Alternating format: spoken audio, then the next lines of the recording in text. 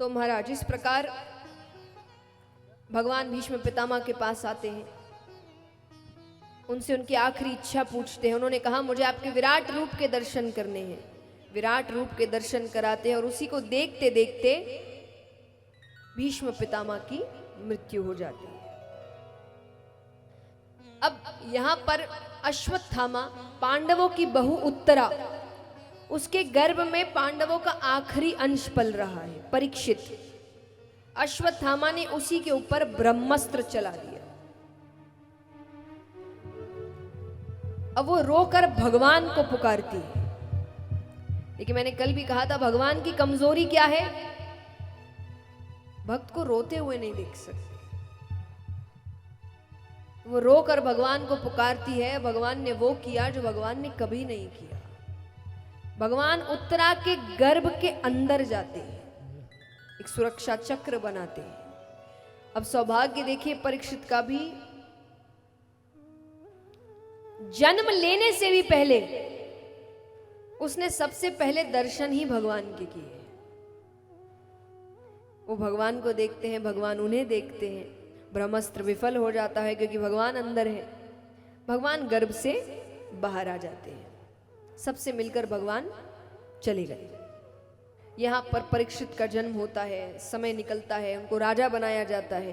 पांडव इत्यादि भी सब चले गए। राजा परीक्षित ने बहुत समय तक अच्छे से अपना राज्य संभाला। अब एक दिन यहाँ पर उनके खजाने की सफाई हो रही है। अब खजाना किसी एक राजा को तो है नहीं, जो पिछले राजा थे वो खजाना भी अब राजा परीक्षित को ही मिला है। तो एक मुकुट निकलता है, सोने का मुकुट, बहुत कीमती, हीरे जवाहरातों से जड़ा हुआ। तो सेवकों ने कहा कि ये मुकुट तो हम अपने राजा को पहनाएंगे। वो मुकुट में दरअसल जरासंध नामक एक राजा का था, जो बहुत ही पापी राजा हुआ, एक कंस के ससुर हुए, बहुत पापी। उसने कईयों को मार कर लूट कर ये मुकुट बनवाया था।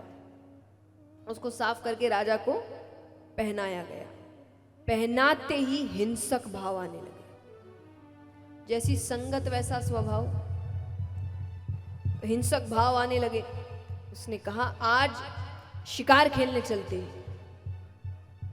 राजा ने कहा है जाना पड़ेगा। सब जाते हैं। अब यहां वो भटक जाते हैं। अब उसी बीच रास्ते में राजा परीक्षित देख रहे हैं कि सामने एक व्यक्ति एक पैर के बैल को लाठी से मार रहा है, और बेरहमी से, और नीचे गौ माता पड़ी है अधमरी हालत में, उसे वो हर थोड़ी देर में पैर की ठोकर मार रहा है।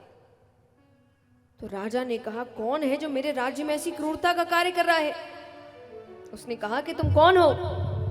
वो व्यक्ति कहे मेरा नाम कलयुग है। कौन हूं मैं? कलयुग। ये बैल कौन है? बोले ये धर्म है, एक ही पैर। बोले कलयुग में धर्म केवल दान से होगा। ये गौ माता कौन है? बोले ये पृथ्वी है, इसकी ऐसी हालत होने वाली है। राजा कहे ऐसा समय आने वाला है तो तुम्हारा तो अभी मर जाना अच्छा।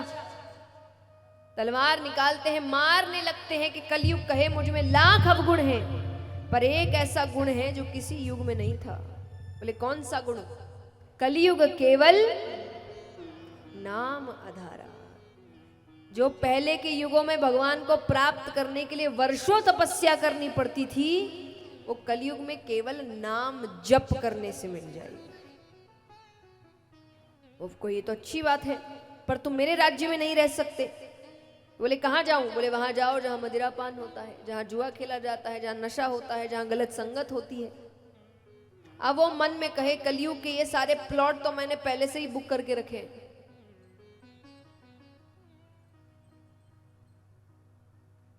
तब उसने कहा कि एक स्थान मुझे मेरे मन मुताबिक दीजिए।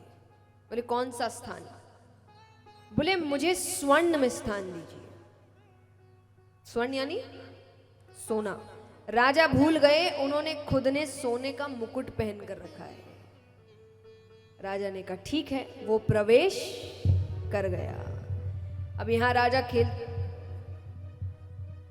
भटक जाते हैं जंगल में। भटक गए तो एक कुटिया दिखती है, अब उनको प्यास लग रही है। तो उस कुटिया में एक ऋषि तपस्या कर रहे हैं। अब व्यक्ति तप में है, उसको तो नहीं पता चल रहा कौन आ रहा है, कौन क्या कह रहा है, वो लीन है। एक दो बार तो राजा ने कहा कि मुझे प्यास लग रही है, जल दीजिए। जब नहीं कोई वापसी आती है तो एक मरा हुआ सर्प ऋषि के गले में डाल देते हैं। ऋषि के शिष्य ने देख लिया, वो ऋषि के पुत्र से जाकर कहता है कि ऐसे ऐसे राजा सा कोई दिख रहा था। पुत्र ने बिना जाने बिना समझे वहीं खड़े खड़े कह दिया, जिसने ये हरकत की है मैं उसे श्राप देता हूं, अगले 7 दिनों में तक्षक नाग के डसने पर उसकी मृत्यु हो जाएगी।